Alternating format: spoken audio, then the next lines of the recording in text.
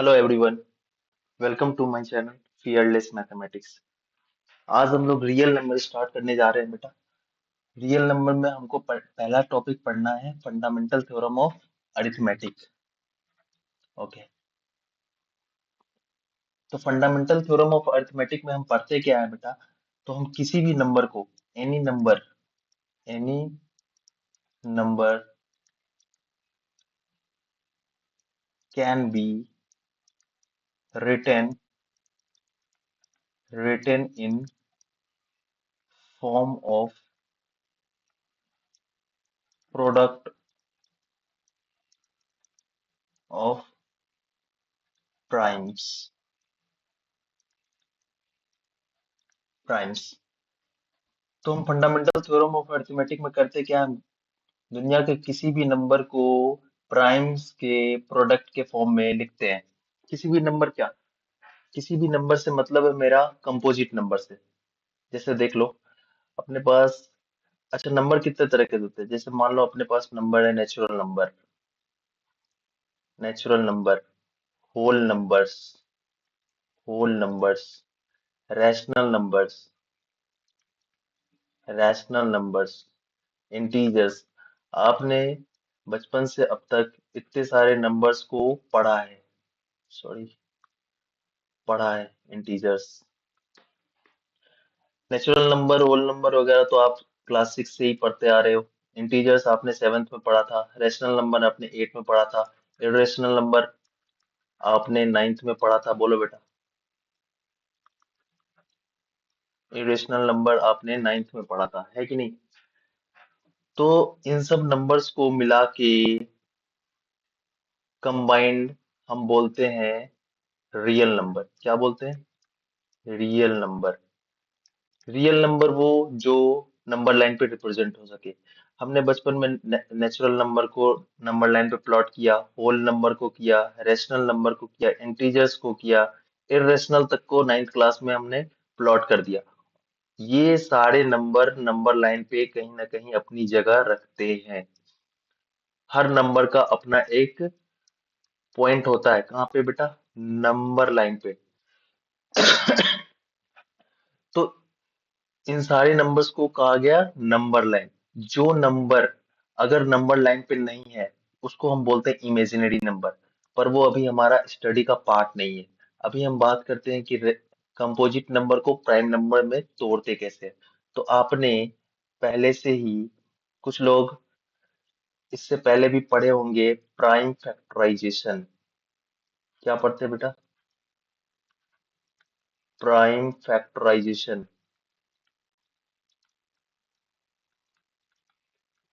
बहुत बेसिक है, बहुत बेसिक। प्राइम फैक्टराइजेशन में हम करते क्या है, किसी भी कंपोजिट नंबर को हम प्राइम्स के प्रोडक्ट के फॉर्म में तोड़ते हैं। तो अपने पास स्मॉलेस्ट कंपोजिट नंबर कौन है? सबसे पहला composite number, smallest composite number कौन है? तो सबसे पहला स्मॉलेस्ट कंपोजिट नंबर है अपने पास 4।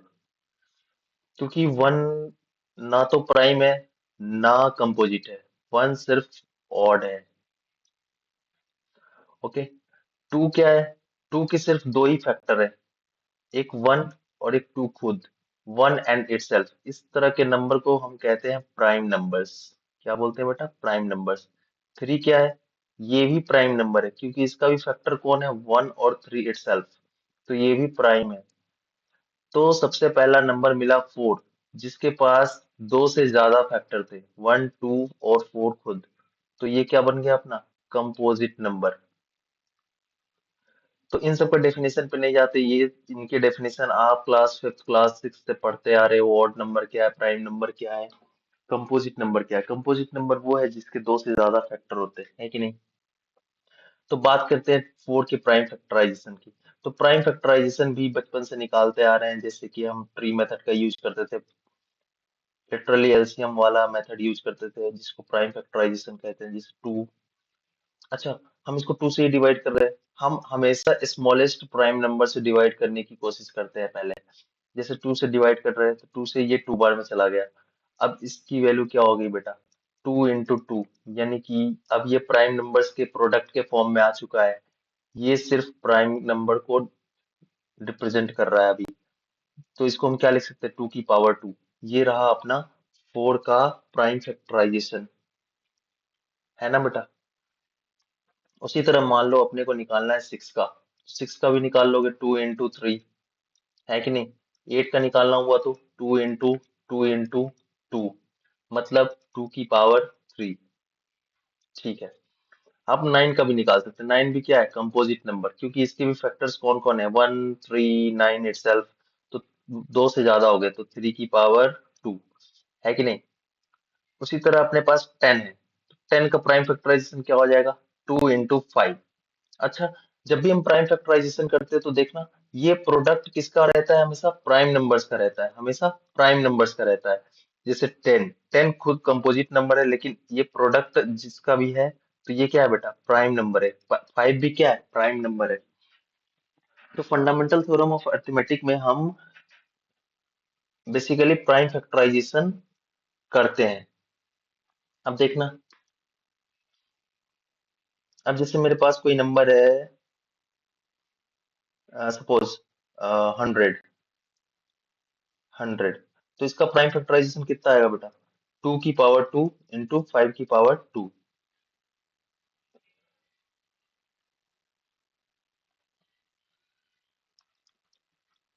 अच्छा, 100 का प्राइम फैक्टराइजेशन आप ऐसे भी कर सकते थे, 2 से 50, फिर सॉरी 2 से 25,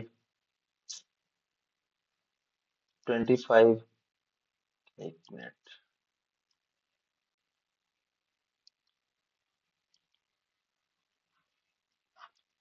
फिर 5 से 5 बार में। अब ये हमारा प्राइम नंबर के टर्म्स में आ चुका है, इसके फर्दर हम इसको प्राइम फैक्टराइज नहीं कर सकते। तो 100 को क्या लिखते हैं बेटा, 5 into 5, तो ये क्या बन गया, 2 की पावर 2 into 5 की पावर 2। तो ये था हमारा प्राइम फैक्टराइजेशन। अच्छा, एक चीज ऑब्जर्व करने वाली है, जैसे मान लो मैं तुम्हें कुछ एग्जांपल से समझाता हूँ। जैसे मेरे पास कंपोजिट नंबर है, कुछ कंपोजिट नंबर है 12, 14, 16, 18।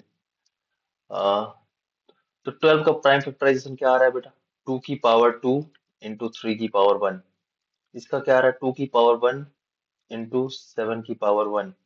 इसका प्राइम फैक्टराइजेशन क्या आ रहा है, 2 की पावर 4। इसका प्राइम फैक्टराइजेशन क्या आ रहा है, 2 की पावर 1, 3 की पावर 2। और भी एग्जांपल ले लेते हैं, सपोज 36, इसका प्राइम फैक्टराइजेशन कितना आ रहा है बेटा, 2 की पावर 2 into 3 की पावर 2। 45 लेट्स से, तो 3 की पावर 2, 5 की पावर 1, 48, 2 की पावर 4 into 3 की पावर 1। ऐसा ऐसा आ रहा है। जैसे मान लो अपने को मिल गया 144, इसका प्राइम फैक्टराइजेशन करो, क्या आएगा, 2 की पावर 4, 3 की पावर 2, ये आएगा। तो इसमें सोचने वाली बात ये है कि इसमें एक भी ऐसा नंबर नहीं है जिसके एंड में जीरो आता हो बेटा, है कि नहीं। जैसे मान लो अपन ले लेते हैं 196, तो इसका क्या आ रहा है, 2 की पावर 2 into 7 की पावर 2 आ रहा है ना। तो इसमें कोई भी ऐसा नंबर नहीं है जिसके लास्ट में जीरो आता हो बेटा, जिसके लास्ट में जीरो आता हो, जिसके यूनिट प्लेस पे जीरो आता हो, जिसके यूनिट प्लेस पे जीरो आता हो, जिसके यूनिट प्लेस पे जीरो आता हो, ऐसा एक भी नंबर नहीं है। अच्छा, और नंबर ले लेते हैं, जैसे 225, इसका प्राइम फैक्टराइजेशन करेंगे, क्या आएगा, 3 की पावर 2 into 5 की पावर 2। ये 15 का स्क्वायर है ना, 3 5 15, 15 का स्क्वायर, 3 का स्क्वायर, 5 का स्क्वायर, ओके। तो इन सब में जीरो नहीं आ रहा। तो इन सब में ऑब्जर्व करने वाली बात ये है कि इसके एंड में जीरो नहीं आ रहा है, तो इसके प्राइम फैक्टराइजेशन में कौन है, 2 है, 3 है। इसके एंड में जीरो नहीं आ रहा है, इसके प्राइम फैक्टराइजेशन में क्या है, 2 है, 7 है। इसके एंड में जीरो नहीं आ रहा है, इसके प्राइम फैक्टराइजेशन में क्या है, 2 है। इसके एंड में जीरो नहीं आ रहा है, इसके प्राइम फैक्टराइजेशन में क्या है, 2 है, 3 है। इसके एंड में जीरो नहीं आ रहा है, इसके भी एंड में, इसके प्राइम फैक्टराइजेशन में क्या है, 2 है, 3 है। इसके एंड में भी 0 नहीं आ रहा है, लेकिन इसके प्राइम फैक्टराइजेशन में कौन है, 2 नहीं है, 5 है। इसके प्राइम फैक्टराइजेशन में भी 0 नहीं आ रहा है, सॉरी इसमें भी 0 नहीं है लास्ट में, तो इसके प्राइम फैक्टराइजेशन में 2 है लेकिन 5 नहीं है। तो कुछ ऑब्जर्वेशन आपको अब तक देखने को मिल गई होगी कि ये सारे नंबर वो हैं जिनके एंड पे 0 नहीं आते, और इनके प्राइम फैक्टराइजेशन में अगर कहीं 2 दिखता है तो वहां 5 नहीं, और 5 दिखता है तो 2 नहीं। इसका मतलब ये हुआ कि जहां पे 2 और 5 एक साथ नहीं, वहां पे वो नंबर 0 के साथ एंड नहीं करता।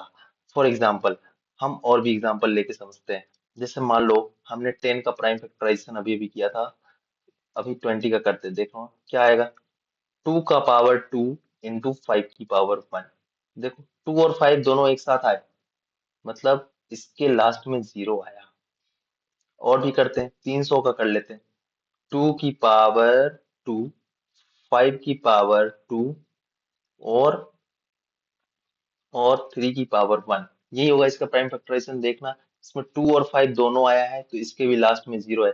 मतलब समझ में आ रहा है, जिसके प्राइम फैक्टराइजेशन में 2 और 5 दोनों साथ में आते हैं, उस नंबर के लास्ट डिजिट पे 0 जरूर होता है। अब ये डिपेंड करता है कि अब ये डिपेंड करता है कि उसमें 0 कितने हैं, सॉरी,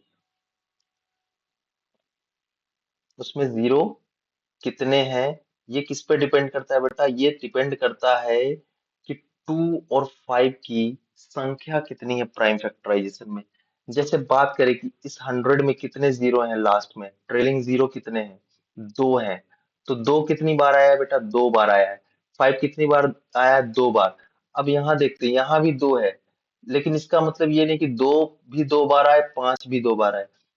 अच्छा, किसी में मिनिमम भी हो सकता, जैसे सॉरी, जैसे ये 20 वाला एग्जांपल ले लेते हैं। इसमें कितना 0 है, 1 0 है। तो इसमें 2 तो 2 बार आया है, लेकिन 5 एक ही बार आया है। इसका मतलब ये। अच्छा, एक और एग्जांपल लेते हैं। सपोज हम लेते हैं एग्जांपल 250 का। तो इसका प्राइम फैक्टराइजेशन करेंगे तो वो क्या आएगा, 2 की पावर 1 इंटू 5 की पावर 2।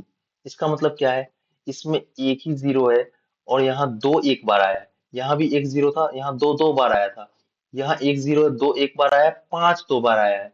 यहाँ एक ही 0 है, 2 दो बार आया है, 5 एक बार आया है। मतलब 0 लाने के लिए 5 और 2 एक साथ चाहिए, ये बात तो हम यहाँ तक समझ ही गए थे। लेकिन नंबर ऑफ 0 किस पे डिपेंड कर रहा है, तो 2 और 5 दोनों में मिला के पावर जिसकी मिनिमम है, उतनी ही 0 यहाँ पे हमको मिलती है। बोलो, समझ में आया? ओके। नाउ, यहाँ पे पावर 2 है, यहाँ पे भी पावर 2 है, तो दोनों में समान नंबर ऑफ 2 और 5 है। तो हम कह सकते हैं कि यहाँ नंबर ऑफ 0 भी 2 ही आए हैं। यहाँ पे 2 मिनिमम है, तो नंबर ऑफ 0 भी मिनिमम ही है। मतलब अगर किसी नंबर के प्राइम फैक्टराइजेशन में 2 और 5 दोनों हैं, तो ये डिजिट कोई सा भी हो, इसके लास्ट में 0 आएगा, ये तो फिक्स हो गया। कितना 0 आएगा ये डिपेंड करेगा, इसके पावर पे डिपेंड करेगा। अगर इस पे 4 पावर है, इस पे 3 पावर है, तो यहाँ पे 0 भी कितना आएगा, मिनिमम आएगा। मिनिमम, इनमें से मिनिमम कौन है, 4 और 3 में से मिनिमम कौन है, 3। तो यहाँ पे पावर कितना, सॉरी 0 कितने आएंगे, 3 ही आएंगे। समझ में आई ये बात? ओके। तो मैं एक स्टेटमेंट लिख सकता हूँ बेटा, अकॉर्डिंग टू, सॉरी, ओके, एक मिनट। नंबर ऑफ जीरोस, या फिर लिख लो trailing zeros, trailing zeros of any numbers depend on number of twos and five in its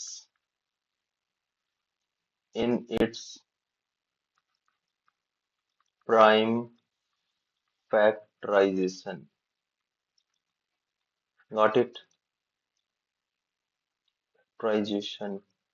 okay, इतनी बात समझ में आई। अब जैसे फॉर एग्जांपल अपने पास क्वेश्चन हो इस तरह का, इफ एन, एन कोई नंबर है जिसका प्राइम फैक्टराइजेशन दिया हुआ है 2 की पावर m, 3 की पावर n और 5 की पावर p, और गिवन है कि m is greater than p, then number of zeros in the last of n is, कितना आएगा बेटा आंसर? तो नंबर ऑफ जीरो डिपेंड किस पे करता है कि उसके प्राइम फैक्टराइजेशन में 2 और 5 दोनों है कि नहीं।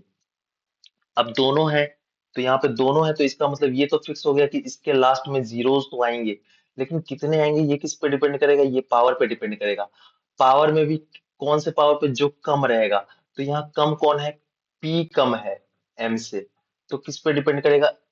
पी से। तो जितनी पी की वैल्यू होगी उतनी ही नंबर ऑफ जीरो आएंगे। बोलो हाँ या ना? ओके, नाउ तो इसके एन के लास्ट में कितने जीरो आएंगे? पी नंबर ऑफ जीरो आएंगे। ये हमारा आंसर होगा। बोलो, इतनी बात समझ में आई? नाउ अब हम बात करते हैं, सपोज एक क्वेश्चन ले लेते हैं। जैसे मान लो अपने पास क्वेश्चन है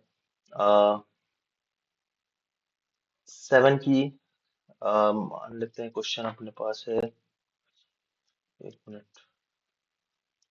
ओके, मान लेते हैं अपने पास क्वेश्चन है 12 की पावर n, 12 की पावर n। क्वेश्चन बोलेगा कि प्रूव कीजिए, prove that, prove that, prove that 12 की power n is not end with, end with zero. How to prove that? How to prove this? Now तो simple है बेटा। हम क्या करते हैं? हम सिंपली क्या करते हैं? 12 की पावर n का प्राइम फैक्टराइजेशन कर देंगे। तो 12 की पावर n का प्राइम फैक्टराइजेशन क्या होता है? 2 की पावर 2 और 3 की पावर 1 और इस होल की पावर n। तो इसका प्राइम फैक्टराइजेशन क्या बन गया बेटा? 2 की पावर 2n मल्टीप्लाइड बाई 3 की पावर n। तो हम बोल सकते हैं कि this prime factorization has no any 5। तो हम बोल सकते हैं यहाँ पे 2 और 5 एक साथ आया ही नहीं, तो जीरो कहाँ से आएगा? तो हम बोल सकते हैं because, sorry, in the in the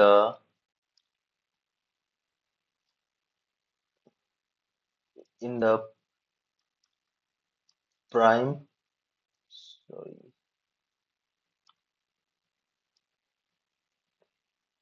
in the prime factorisation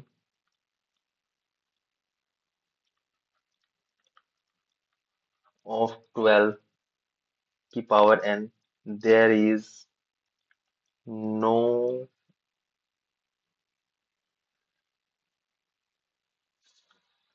5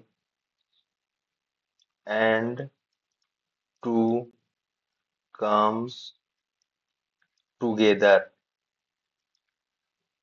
so it is not end with zero। बोलो बेटा, समझ में आया? Okay, now we have to know something more about prime factorization. Okay, तो मेरे पास फिर से कुछ नंबर है बेटा। जैसे मान लो 4, 4 का प्राइम फैक्टराइजेशन हमने किया है 2 की पावर 2। मेरे पास फिर से कोई नंबर है 9, 3 की पावर 2, 16, 2 की पावर 4, अगेन 25, 5 की पावर 2। ओके, मेरे पास और भी नंबर है 144, 2 की पावर 4 और 3 की पावर 2। इतनी बात समझ में आई? मेरे पास और भी नंबर है 256, 2 की पावर 8, आई थिंक 2 की पावर 8, ओके 2 की पावर 8 शायद। उसके बाद मेरे पास और भी नंबर जैसे 324, तो ये आता है लगभग 2 की पावर 2 और 3 की पावर 4, है कि नहीं? तो इन सब नंबर नोटिस किया आपने कि सारे नंबर का प्राइम फैक्टराइजेशन जो भी है उसके पावर में हमेशा क्या है, इवन नंबर है। हमेशा क्या है, इवन नंबर है। हमेशा क्या है, इवन नंबर है। तो जब भी किसी नंबर का प्राइम फैक्टराइजेशन किया जाए और उसमें उसका पावर, प्राइम नंबर्स का पावर इवन आ जाए, तो वो नंबर डेफिनेटली हमारा परफेक्ट स्क्वायर नंबर होता है। वो नंबर डेफिनेटली हमारा क्या होता है, परफेक्ट स्क्वायर नंबर होता है। ये सारे के सारे नंबर क्या है, परफेक्ट स्क्वायर नंबर है। Got it? ये सारे के सारे नंबर क्या है, परफेक्ट स्क्वायर नंबर है। समझ में आ रहा है? समझ में आ रहा है? तो जो भी नंबर हो, अगला पॉइंट ये बनता है कि कोई भी नंबर हो बेटा और इसका पावर दिया हो, जैसे मान लो 2 की पावर 100, 3 की पावर 102, 5 की पावर 500, 6 की पावर, सॉरी 6 तो नहीं है, सॉरी, एक मिनट एक मिनट,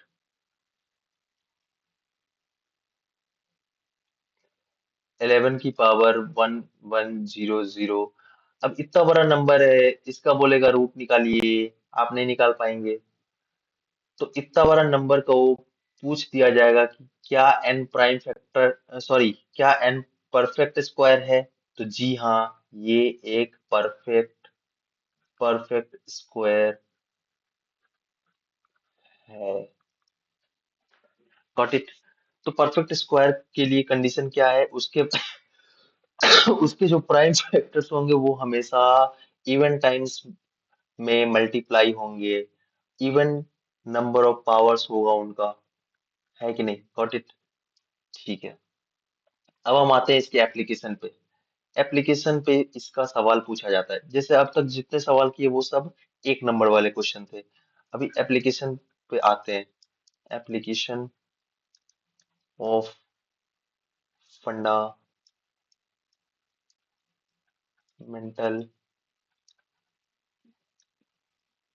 थ्योरम ऑफ अरिथमेटिक।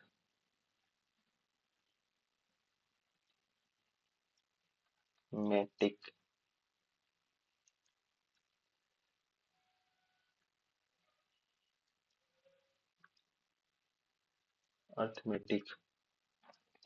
तो एप्लीकेशन में हम क्या पढ़ते हैं बेटा? हम इसके एप्लीकेशन में पढ़ते हैं HCF and LCM। Okay, now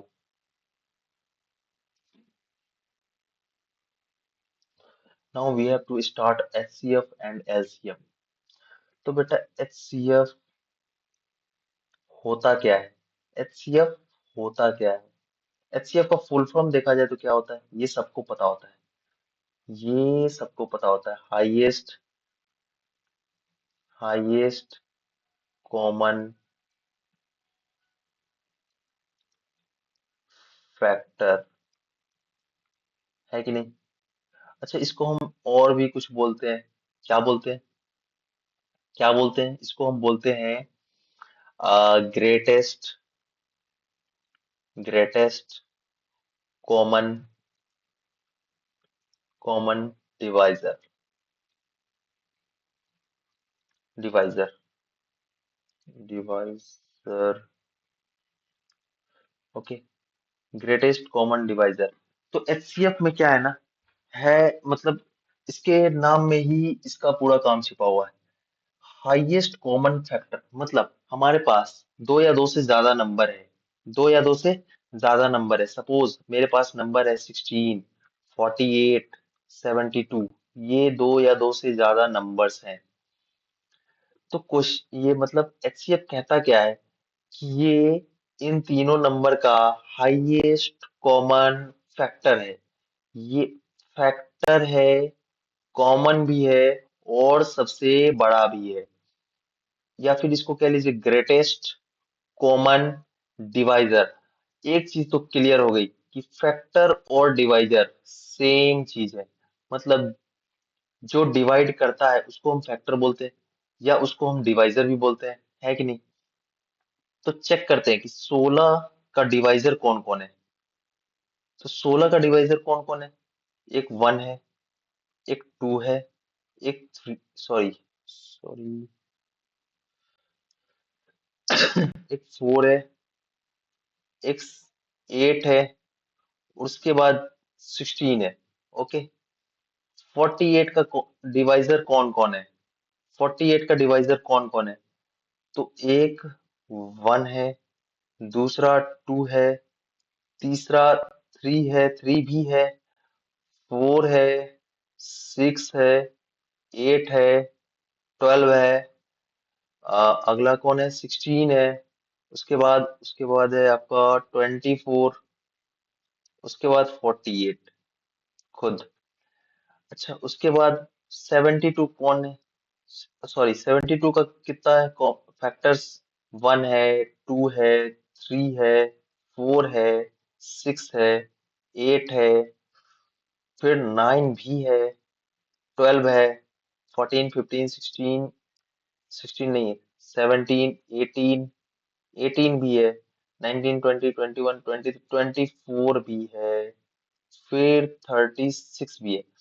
अब हमको फाइंड करना है कि इनमें इनका कॉमन कौन कौन है।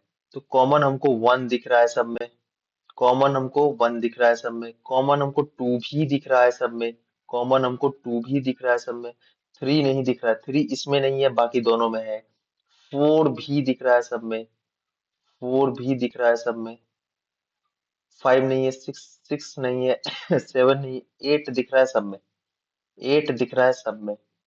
ओके, 8 दिख रहा है सब में। उसके बाद 16, 16 यहाँ है, यहाँ है, यहाँ शायद नहीं है। उसके बाद इन दोनों में तो कॉमन अभी भी मिल रहे हैं, लेकिन इसके बाद इसके पास फैक्टर ही नहीं है। तो सबसे बड़ा और कॉमन कौन हो गया? 8 हो गया ना, 8 हो गया ना। तो इसका एचसीएफ मैं लिख सकता हूँ कि 8 है। तो ये तो हो गया एचसीएफ का मतलब समझना, कि हमने सब नंबर का फैक्टर निकाला और उसमें से कॉमन ढूंढा, कॉमन में भी सबसे जो बड़ा था वही इनका एचसीएफ हो गया। क्या यही तरीका हम बोर्ड में यूज करने वाले हैं? बिल्कुल नहीं। हम कौन सा तरीका यूज करने वाले हैं? सेम एग्जांपल लेंगे, सेम एग्जांपल लेंगे। हम यूज करेंगे अभी प्राइम फैक्टराइजेशन। जैसे मेरे पास नंबर क्या था बेटा? 16। नंबर क्या था? 16। 16 का प्राइम फैक्टराइजेशन करेंगे, सॉरी, 16 का प्राइम फैक्टराइजेशन करेंगे, क्या आएगा? 2 की पावर 4। Got it? उसके बाद उसके बाद क्या करेंगे? दूसरा नंबर कौन था अपने पास? था शायद 48। ओके, 48 का प्राइम फैक्टराइजेशन करेंगे तो क्या आएगा बेटा? 2 की पावर 4 इंटू 3 की पावर 1। ओके, उसके बाद अगला नंबर कौन था? 72। इसका प्राइम फैक्टराइजेशन करेंगे तो क्या आएगा? 2 की पावर 3 और 3 की पावर 2। ओके, नाउ हमको निकालना है एचसीएफ। हमको निकालना है एचसीएफ। तो एचसीएफ हमेशा वो नंबर होता है, एचसीएफ हमेशा वो नंबर होता है जो दिए गए नंबर को डिवाइड करता हो, जो दिए गए नंबर को डिवाइड करता हो, जो दिए गए नंबर को डिवाइड करता हो। तो अगर इस नंबर की बात करें तो ये सिर्फ इसको डिवाइड कर सकता है, इसको डिवाइड कर सकता है, लेकिन इसको नहीं कर सकता क्योंकि इसकी पावर क्या है? 4 है। तो हम 2 की पावर 4 तो नहीं ले सकते। 2 की पावर 3 लेंगे तो ये खुद को भी डिवाइड करेगा, ये इसको भी डिवाइड करेगा, ये इसको भी डिवाइड करेगा। तो हम ऐसा नंबर लेते हैं जो सबको डिवाइड करे। तो 2 की पावर 3 कॉमन दिख रहा है सब में। उसके बाद 3 हम ले ही नहीं सकते, 3 हम ले ही नहीं सकते, क्योंकि थ्री यहाँ तो है, यहाँ भी है, यहाँ नहीं है। अगर हम थ्री ले लेते हैं तो वो इस नंबर को डिवाइड नहीं कर पाएगा। तो हमारा आंसर टू की पावर थ्री ही हो गया ना। और टू की पावर थ्री क्या आ गया? एट। यही पहले आया था, यही पहले आया था, जी हाँ, यही आया था। तो एचसीएफ निकालने के लिए बहुत सारे तरीके हैं, जैसे यूक्लिड का डिवीजन मेथड, या फिर प्राइम फैक्टराइजेशन मेथड, जिसको हम फंडामेंटल थ्योरम ऑफ अरिथमेटिक से भी बनाना कहते हैं, बोलो।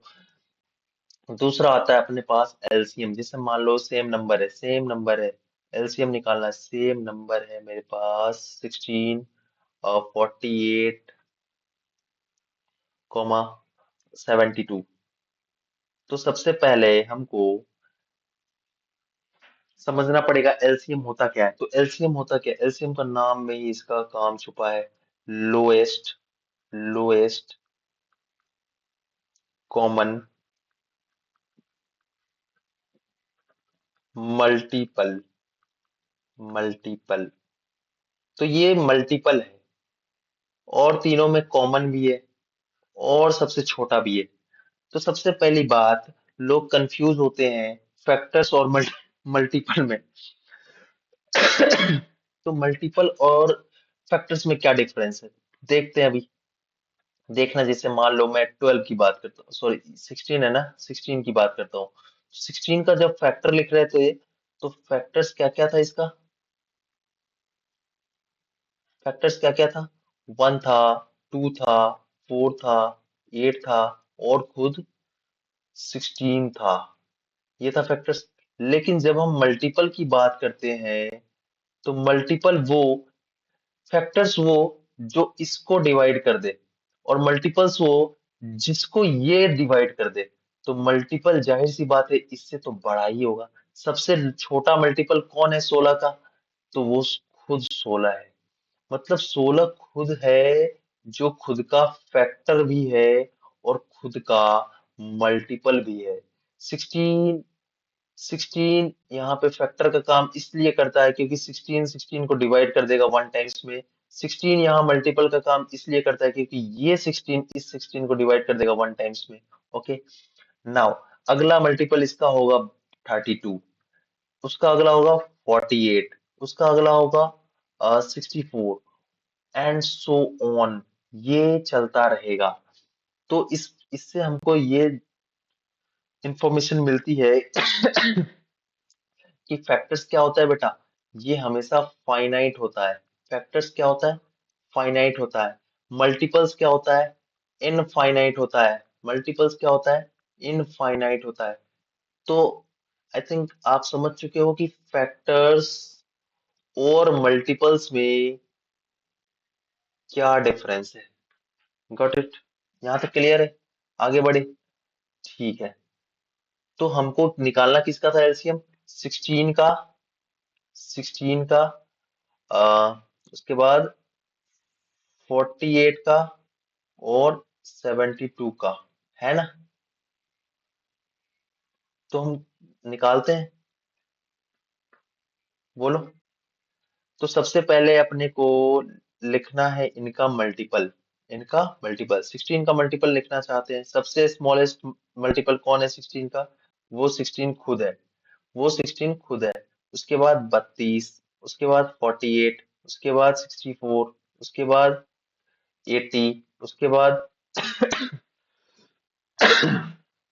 96। ओके, 96। उसके बाद हमारे पास आता है 112, उसके बाद 128, उसके बाद 144, 144, एंड सो ऑन, बोलो। उसके बाद जैसे मान लेते हैं अपने 48 का मल्टीपल कौन है, तो पहला तो 48 ही है, दूसरा 96 है, तीसरा 96 के बाद कौन है? 3 8 जा 24, लगभग 144 ही है। उसके बाद चार बार में चार 32, 192, एंड सो ऑन, बोलो। उसके बाद 72 की बात करते हैं, तो 72 का फैक्टर्स कौन कौन है? जैसे मान लो 72 खुद है, और अगला ही कौन है? 144, एंड सो ऑन। तो देखना ये है कि मल्टीपल तो होने चाहिए लेकिन कॉमन भी होने चाहिए।